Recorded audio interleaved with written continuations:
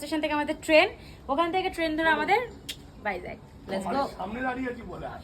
তো যাই হোক, তোমরা তো শুনে নিলে কি বললাম। তো যাই হোক, এখন আমাদের ওঠা হচ্ছে গিয়ে গাড়িতে ওঠার পালা। সব মোটামুটি লাগেজ গাড়িতে তুলছি, অ্যান্ড দেন তারপরে গাড়িতে উঠে যাবো। আর গাড়িতে উঠে কিন্তু মোটামুটি আমাদের কিন্তু গান টান চালানো আর কি ফাজলামি সবাই মিলে আর কি করা শুরু হয়ে গেছে।